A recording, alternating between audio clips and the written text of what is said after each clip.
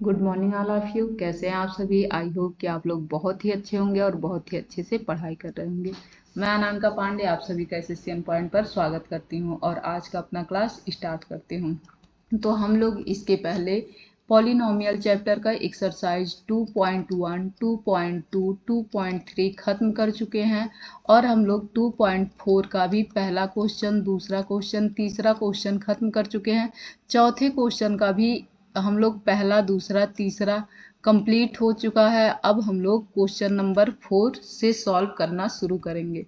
तो आइए question number 4 solve करते हैं। तो क्वेश्चन नंबर 4, आप लोगों को मैं एक आइडेंटिटी बताई थी जो x plus Y plus Z का होल स्क्वायर, 3 पदों वाले होल स्क्वायर हम लोग कैसे सॉल्व करते हैं उसके बारे में मैं आप लोगों को बताई थी। जैसे x plus Y plus Z का होल स्क्वायर क्या हो जाएगा हमारा, तो ये हो जाएगा X square plus Y square plus Z square हो जाएगा और प्लस में 2xy, फिर प्लस में 2yz प्लस में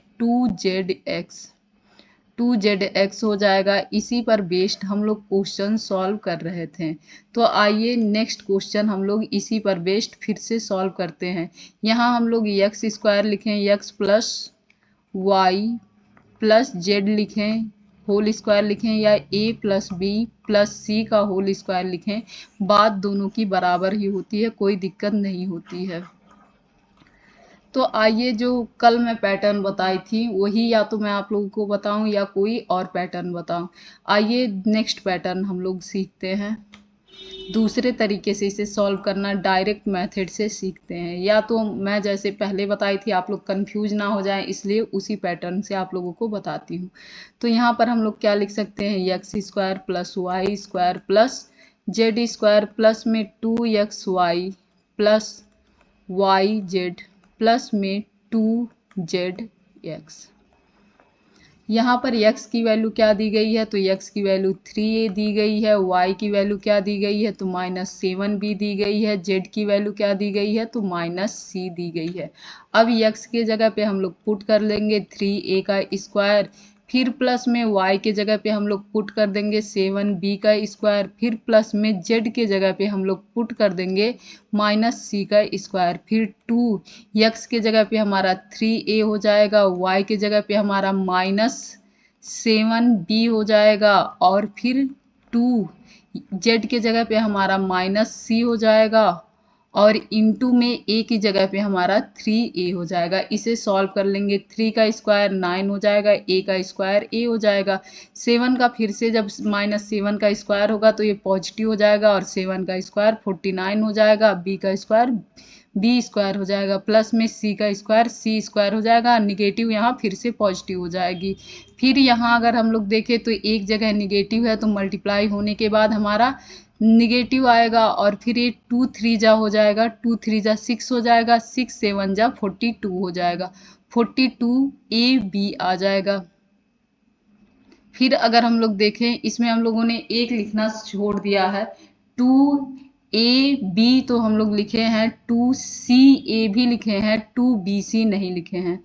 क्या नहीं लिखे हैं, 2bc। b की वैल्यू हमारी कितनी दी गई थी, तो b की वैल्यू हमारी है -7b, इंटू में c की वैल्यू हमारी क्या थी, -c, फिर से क्या हो जाएगा 2 इंटू z की वैल्यू हमारी क्या थी, तो -c थी और फिर a की वैल्यू क्या थी, तो 3a थी। अब a कंप्लीट हो गया।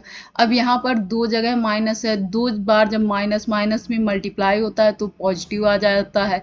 फिर ये क्या हो जाएगा, 7 2 जा 14 हो जाएगा, 14 bc हो जाएगा।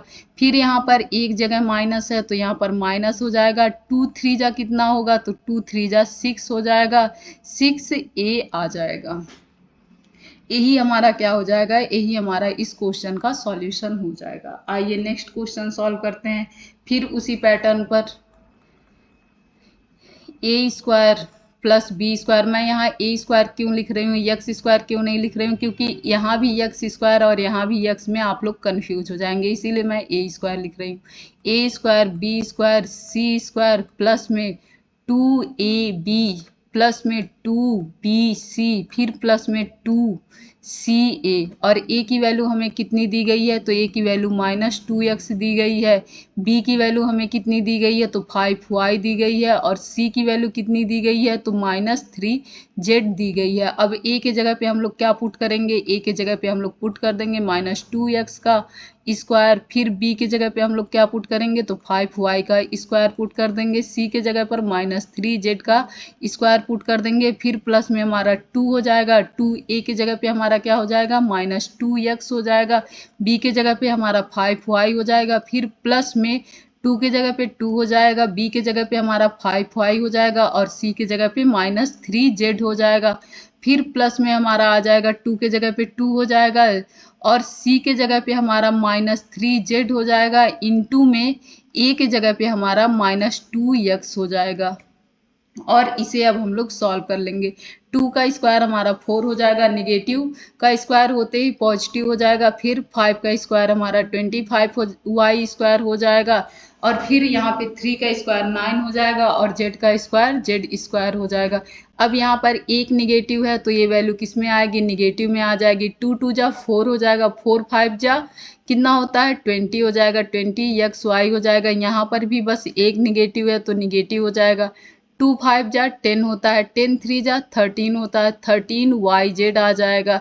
फिर यहाँ पर दो जगह निगेटिव निगेटिव है, तो इसमें जब मल्टीप्लाई होगा तो ये क्या हो जाएगा, पॉजिटिव हो जाएगा। तो पॉजिटिव हमारा आएगा 2 3 जा 6 हो जाएगा, 6 2 जा 12 हो जाएगा, 12zx आ जाएगा। और यही हमारा आंसर हो जाएगा।